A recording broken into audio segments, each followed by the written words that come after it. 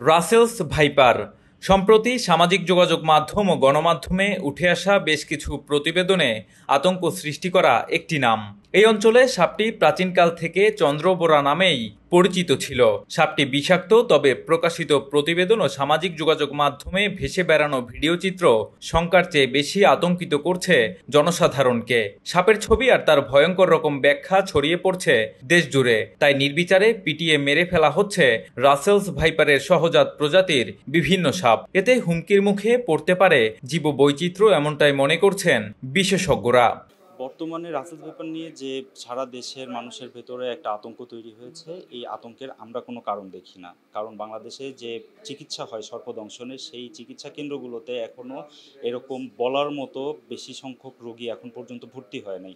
সুতরাং এই নিউজগুলো হয়তো বা সোশ্যাল মিডিয়ার মাধ্যমে সাধারণ মানুষের কানে কানে বা মানুষ কোনোভাবে ভয় পেয়ে এই সংবাদগুলো বারবার প্রচার করছে, ফেসবুকে এটা শেয়ার হচ্ছে বারবার, এই জন্য মানুষ এটা ভুল করছে। আমরা এটা বলতে পারি একটা গুজব।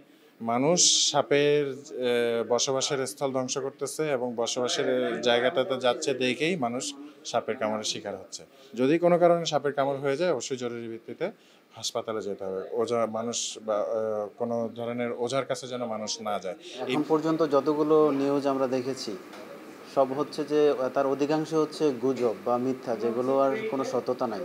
অনেকগুলো গুজব আছে, উল্লেখযোগ্য গুজবগুলোর মধ্যে হচ্ছে যারা বাচ্চা দেয় 100, 150, 80 এরকম করে অনেকে বলেছে, আসলে তা মানে সঠিক না আর কি। কতটা ভয়ঙ্কর এই রাসেলস ভাইপার বা চন্দ্রবোরা সাপ? কামড় দিলেই কি মৃত্যু নিশ্চিত? সেসব প্রশ্নের উত্তর জানতে দেশের একমাত্র ভেনম রিসার্চ সেন্টারে গেলে কথা হয় চট্টগ্রাম মেডিকেল কলেজের সহকারী অধ্যাপক এবং ভেনম রিসার্চ সেন্টারের সমন্বয়ক ও গবেষক ডাক্তার আবু সাইদের সাথে। তিনি জানান, সাপটি নিয়ে জনসাধারণের মধ্যে ভুল বার্তা ছড়িয়ে পড়েছে। যেসব আচরণের কথা বলা হচ্ছে সেগুলো সব সঠিক নয়। তো রাসেলস ভাইপার যে আতঙ্কিত হওয়ার কারণটা ছিল হচ্ছে যে আমাদের দেশে সাপে কামড়ের যে প্রধান চিকিৎসার মানে প্রতিবন্ধকতাটা হলো হচ্ছে মানুষের কালক্ষেপণ করা, সময় নষ্ট করা। মানুষ কিন্তু সাপে কামড় দিলে এখনও গ্রাম অঞ্চলে সবাই প্রথমে চলে যায় হচ্ছে ওঝার কাছে। এবং এই যে অপচিকিৎসার মধ্যে ঝাড়ফুঁক, ওঝা, বৈদ্য যেটাই বলি আমরা, এই অংশটাতে তারা বেশ কিছু সময় নষ্ট করে ফেলে।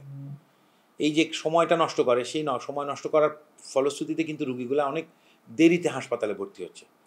সেই কারণে আমাদের রাসেলস ভাইপারে যে মৃত্যু হয়েছে, যেমন রাজশাহী মেডিকেল কলেজে গত এই 11 বছরের যে ডাটা, সেখানে মানে 200-এর উপর যে রুগীগুলোর মধ্যে প্রায় 68টা বা 69টা রুগী, প্রায় 25-30% রুগী যে রাসেলস ভাইপারে মারা গেছে, তার বেশিরভাগ রুগীর ডাটা নিয়ে দেখা গেছে যে সেই রুগীগুলা অনেক দেরিতে হাসপাতালে ভর্তি হয়েছে। তাহলে এই জায়গাগুলোতেই আমাদেরকে মেন ফোকাস করতে হবে যে আসলে সাপে কামড় দিলে আমাদের সাপে কাটার চিকিৎসা, বাংলাদেশে খুব সায়েন্টিফিক চিকিৎসা আছে, অ্যান্টিভেনম আছে, পর্যাপ্ত পরিমাণে অ্যান্টিভেনম আছে।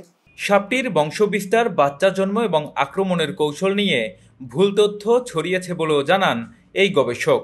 তিনি বলেন, রাসেলস ভাইপার আক্রান্ত না হলে কাউকে কামড় দেয় না। রাসেলস ভাইপার না, আসলে কোনো সাপ সরাসরি মানুষকে, সাপ মানুষকে ভয় পায়।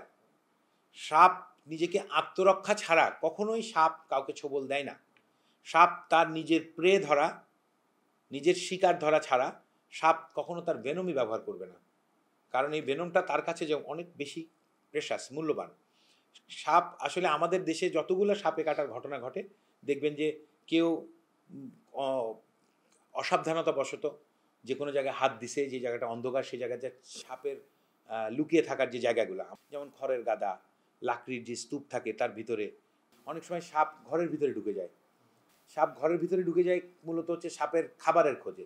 মানুষকে মারার জন্য সাপ ঘরে ঢুকে না, সাপ খাবারের খোঁজে যায়। সাপের ওয়ান অফ দ্য মেজর খাবার হচ্ছে ইঁদুর। তো মানুষ ঘরের ভিতরে খাবার দাবার রাখলে সেই খাবারের জন্য আসলে ইঁদুর থাকে, এবং এই ইঁদুরের খোঁজেই সাপ ঘরে ঢুকে। এবং তখনই মানুষের অসাবধানতাবত হোক বা ঘুমের মধ্যে সাপের গায়ে হাত পড়ে যায় বা কোনো কারণে সাপ তখন নিজেকে আত্মরক্ষার জন্য কামড় দিয়ে দেয়। অন্যান্য সাপ যেমন কোবরা, ক্রেট, এই সাপগুলো আসলে ডিম দেয়। ভাইপার গ্রুপ যেগুলো, এগুলো আসলে বাচ্চা দেয় সরাসরি, এবং সরাসরি যখন বাচ্চা দেয় সে বাচ্চার পরিমাণ 15-20টা থেকে 30-40টা পরিমাণ পর্যন্ত বাচ্চা। কিন্তু বাচ্চা দিলেই যে সব বাচ্চা বাঁচে এরকম নয় ব্যাপারটা। রাসেলস ভাইপার বা চন্দ্রবোরা সাপের কামড়ের পর দ্রুত অ্যান্টিভেনম ও উপযুক্ত চিকিৎসা নিলে সুস্থতার হার 80 থেকে 90% বলেও জানান এই গবেষক। 1-2 ঘন্টার মধ্যে যদি একটা রুগী, স্নেক বাইটের রুগী হাসপাতালে চলে আসে, কামড়ের, সে রাসেল ভাইপার হোক আর যে কোনো স্নেক বাইট হোক, তার বেঁচে যাওয়ার সম্ভাবনা 90%। ঠিক আছে, তো আমাদের এখানে গুজবটা হচ্ছে যে সাপে কামড় দিলে 90% 80 থেকে 90% চান্স হচ্ছে মরে যাওয়ার। সাপে কামড় দিলে এটাই একটা মেসেজ যে সাপে কামড় দিলে অত্যন্ত দ্রুততার সাথে আমরা হাসপাতালে যাব। কিছু প্রাথমিক যে চিকিৎসা আছে, যে ফার্স্ট এইড যেটাকে বলি, আমাদের এই জিনিসটা যদি মাথায় রাখি, যে একটা সাপে কামড় দিলে আমরা হাতে কামড় দিলে হাতটাকে ইমোবিলাইজ করা, পায়ে কামড় দিলে হাত না হাঁটায় তার পাটাকে ইমোবিলাইজ করে দেওয়া, পিছনে একটা চেলা বা বাঁশের দিয়ে আমরা এটাকে স্প্লিট রোল ব্যান্ডেজ দিয়ে যদি আমরা কাভার করে তাকে যদি দ্রুততার সাথে হাসপাতালে প্রেরণ করি, তাহলে রুগীটার বেঁচে যাওয়ার সম্ভাবনা অনেক বেড়ে গেল। আমরা যদি মুখে কোনো খাবার না দিই, আমরা যদি ওঝার কাছে যেয়ে সময় নষ্ট না করি, তাহলে সাপে কামড়ে রুগীর ভালো হয়ে যাওয়ার সম্ভাবনা শতকরা বললাম তো 80 থেকে 90%। দেশের সরকারি হাসপাতালগুলোতে ব্যবহৃত পলিভ্যালেন্ট অ্যান্টিভেনম যথেষ্ট কার্যকরী বলেও জানান ভেনম রিসার্চ সেন্টারের সমন্বয়ক ডাক্তার আবু সাইদ। বাংলাদেশে রাসেল ভাইপারের অ্যান্টিভেনম আছে। আসলে বাংলাদেশে আমরা যে অ্যান্টিভেনম ব্যবহার করি এটি একটি পলিভ্যালেন্ট অ্যান্টিভেনম।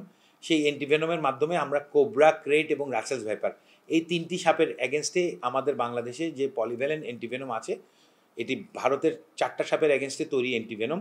কিন্তু আমাদের দেশে এই অ্যান্টিভেনম যথেষ্টই কার্যকর এবং এই অ্যান্টিভেনম দিয়েই আমরা দীর্ঘ প্রায় 28-30 বছর ধরে চিকিৎসা করছি এবং এই অ্যান্টিভেনমের কার্যকারিতা যথেষ্ট ভালো এবং এই অ্যান্টিভেনমে সুস্থ হয়ে মানুষ বাড়ি ফিরছে। IUCN এর 2015 সালের তালিকা অনুযায়ী চন্দ্রবোরা বা রাসেলস ভাইপার বাংলাদেশে সংকটাপন্ন প্রাণী। বন্যপ্রাণী সংরক্ষণ ও নিরাপত্তা আইন 2012-এর 6-এর 1 ধারা অনুযায়ী রাসেলস ভাইপার সংরক্ষিত প্রাণী। এই সাপ ইঁদুর খেয়ে যেমন ফসল রক্ষা করে, তেমনি পরিবেশের ভারসাম্য রক্ষা ও জীববৈচিত্র্য সংরক্ষণে গুরুত্বপূর্ণ ভূমিকা পালন করে। Shahrukh Sayel, C voice 24, Chittagong.